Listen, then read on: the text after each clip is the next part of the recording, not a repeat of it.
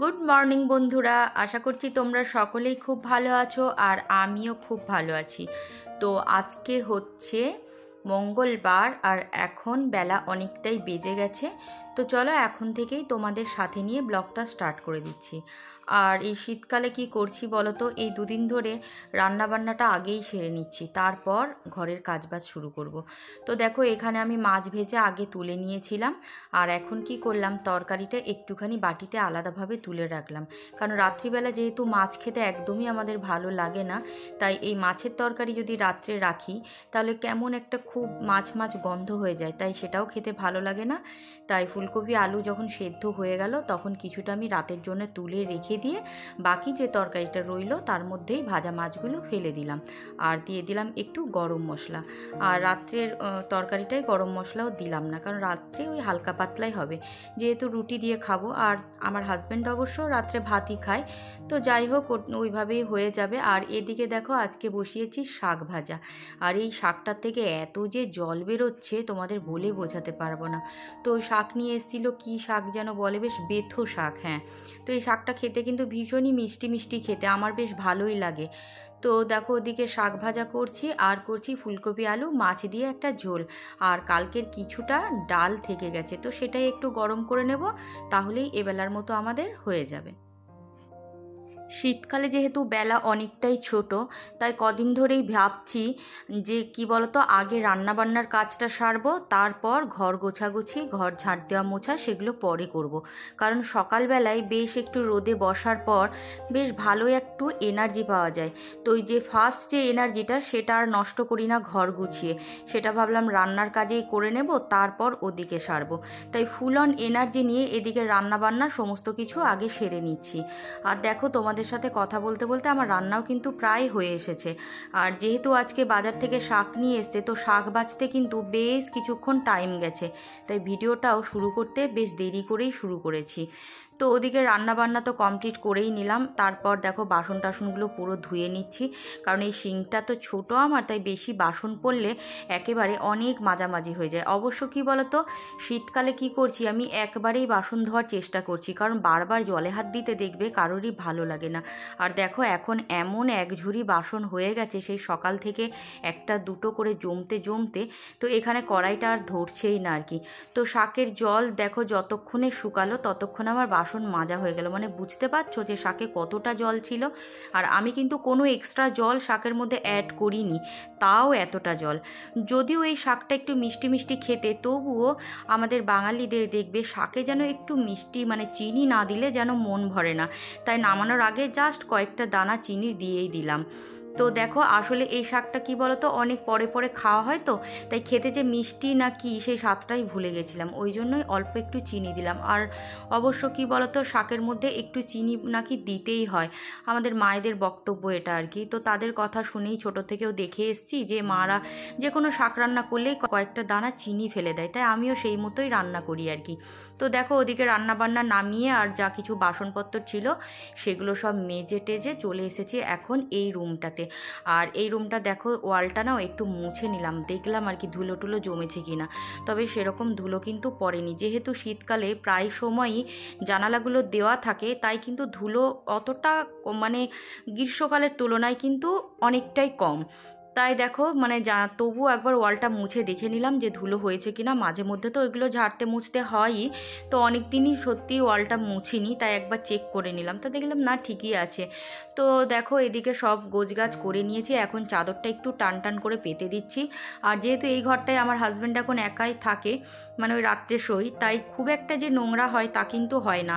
আর ওই ঘরটা আমরা একটু কম কমই মানে ইউজ হচ্ছে, এই যে ঘরটা দেখছো এই ঘরেই সারাক্ষণ আমাদের কেটে যাচ্ছে। কারণ হচ্ছে এই দিকটা হচ্ছে দক্ষিণ দিক, এই যে জানালাটা তোমরা দেখছো এটা হচ্ছে দক্ষিণ দিক, তো এই দিকে এত সুন্দর রোদ ওঠে, মানে বিছানার মধ্যেও কিন্তু সুন্দর রোদ পড়ে। আর শীতকালে যেখানেই দেখবে রোদ সেখানেই দেখবে মানুষের আনাগোনাও বেড়ে যায়। আর ওই রুমটা জানালাটা হচ্ছে পূর্ব দিকে, তাই ওই রুমটা বেশ ভালোই ঠান্ডা কিন্তু। তো এই রুমটাতে থাকতেও বেশ আরাম লাগে। তো দেখো বিছানার মধ্যে এখন কি সুন্দর ওদিকে রোদ আসছে, তো তো আমি জানালাটা এখনই জাস্ট দিলাম, কারণ হচ্ছে যখন ভিডিও শ্যুট করা হয় না, তখন জানালার বাইরে থেকে যদি রোদ ঢোকে তাহলে কেমন যেন একটু ধোঁয়া ধোঁয়া হয়। তো সেই কারণেই আমি জাস্ট ভিডিওটা করব বলেই কিন্তু জানালাটা দিয়ে দিলাম। আর দেখো আমি এই বেডশিটটা চেঞ্জ করে দিলাম, দিয়ে একটা কাঁচা ধোয়া ভালো বেডশিট পেতে নিচ্ছি। কারণ হচ্ছে যে খাটে দেখবে বেশি থাকা হয় সেই খাটের চাদরগুলো 2-3 দিন ছাড়া ছাড়া যদি না একটু বদলে দিই তাহলে কিন্তু দেখবে ভালো লাগে না। আর যেহেতু এই বেডশিটগুলো বেশ কিছু পুরনো হয়ে গেছে আর কি, তাই দেখবে বেশি ঘন ঘনই পরিবর্তন করতে হয়। তো যাই হোক, এই বেডশিটটা এখন আমি এখানে পেতে নিলাম, ভালো করে টান টান করে পেতে দিচ্ছি। তারপরে ঝাড় দিয়ে বাকি ঘর দুয়ার মুছেই আমি স্নানে যাব। আর ওদিকে আমার গ্যাস মুছতে এখনও বাকি আছে, যেহেতু আমার গ্যাস ওভেনটা গ্লাসের আর কি, ওই জন্যে ঠান্ডা না হলে না মুছতে পারি না। তো দেখো এখন এই যে এই চিরুনিটা দিয়ে এই সাইডগুলোকে মুড়ে মুড়ে দিচ্ছি, কারণ একদম আঙুল যদি ঢোকাতে যায় না এই মানে বেডশিটগুলো টান করে পাতার সময়, তাহলে কি হয় আঙুলগুলো যেন ব্যথা ব্যথা করে, কারণ ওই স্পেসটা এতটাই কম। ওই চিরুনিটা বেশ আমার ভালো কাজের। তা যখন চিরুনিটা ভেঙে গেছিলো তখন ভেবেছিলাম কি বলতো ফেলে দেবো, কিন্তু ফেলে না দিয়ে ভালোই হয়েছে। তাই সত্যি যে কোনো জিনিস ঝটপট কিন্তু ফেলে দেওয়াটা উচিত না, পরে ঠিক দেখবে কোনো না কোনো কাজে লেগেই যায়। আর যদিও দেখো বালিশের কভারগুলো ভাবছিলাম যে চেঞ্জ করব না, কিন্তু আবার কি মনে হলো ভাবলাম একেবারে চেঞ্জ করেই দিই। তো যেহেতু এটার মানে সেটের বেডশিট আর কি, 2টো পিলো কভার আছে আর একটা পাশ বালিশ আছে, তো ওই জন্যে পুরো চেঞ্জ করে নিলাম। দিয়ে দেখো নতুন আমি সব কি বলে পিলো কভারগুলো সব পরিয়ে নিচ্ছি।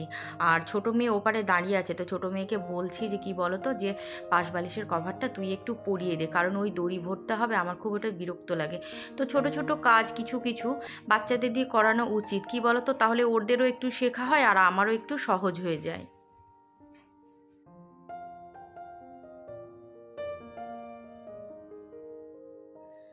আর এইসব ছোট ছোট কাজ যদি আমরা বাচ্চাদের দিয়ে করাই তাহলে কি বলতো বাচ্চারাও বুঝতে পারে যে মায়েরা যেসব সংসারের কাজকর্ম যেগুলো করে সেগুলো কিন্তু নিতান্তই খুব যে তুচ্ছ কাজ বা ছোট কাজ তা কিন্তু নয়। তাহলে তাদেরও কি হবে, সে মায়েদের প্রতি একটা সম্মান বলো বা শ্রদ্ধা বলো সেটাও কিন্তু তৈরি হবে, আর কাজের প্রতিও তাদের একটা ভালো লাগা তৈরি হবে। তখন তারাও বুঝতে শিখবে যে মায়েরা যে সারাদিন সংসারটা সামলে রাখে বা ছোট ছোট কাজ যেগুলো থাকে সেগুলো গুছিয়ে করে রাখে, সেই কাজগুলো কিন্তু করা কিছুটা হলেও ডিফিকাল্ট আছে। তাই আমি মনে করি বাচ্চাদের সময় ক্ষেত্রে কিছু কিছু কাজ ওদেরও দায়িত্বের মধ্যে দেওয়া উচিত, যে এই কাজটা তুমি করো, তবেই সেও কিন্তু বুঝতে পারবে যে হ্যাঁ এই কাজগুলোও করা যথেষ্টই কঠিন আছে। সে যাই হোক, এটা আমার একান্তই ব্যক্তিগত মতামত, অন্যের মতামতের সাথে আমার মতামত নাও মিলতে পারে। তবে আমি আমার মেয়েদের কিন্তু এই ছোট ছোট কাজগুলো মাঝে মধ্যেই ওদের দিয়ে করিয়ে থাকি, যাতে করে কি হয় পড়াশোনার পাশাপাশি ওরা যেন সংসারের কাজকর্মগুলোকেও সম্মানের সাথে বা ভালোবেসে করতে পারে, সেগুলোই শিখিয়ে রাখার চেষ্টা করি।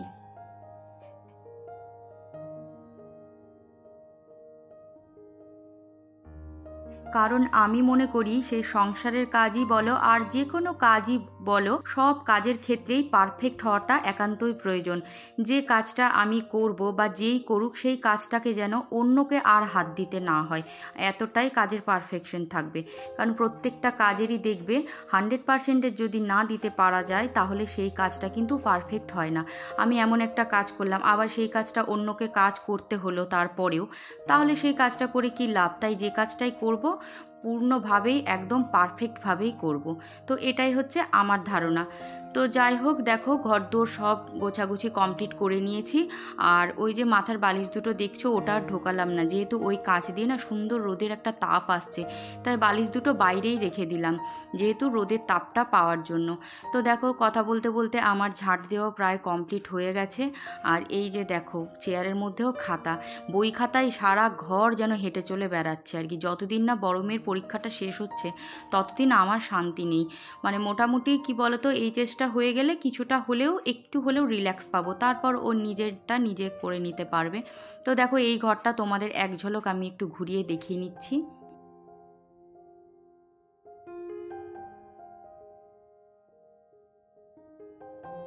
তো সেই দুপুরের পর তোমাদের সাথে দেখা হচ্ছে আবার সন্ধেবেলা। তো তো এখন ঘড়িতে সময় প্রায় 8:30। তো দেখো আমার হাজব্যান্ড এই মাত্র অফিস থেকে ফিরলো, তো এসে বলল যে একটু কফি করতে, তাই সবাই মিলেই একটু কফি করে খাচ্ছি আর কি। আর শীতকালে চা বলো কফি বলো না করা যায় না, সেই রাত যতই হোক যেন চা কফি মন চায়।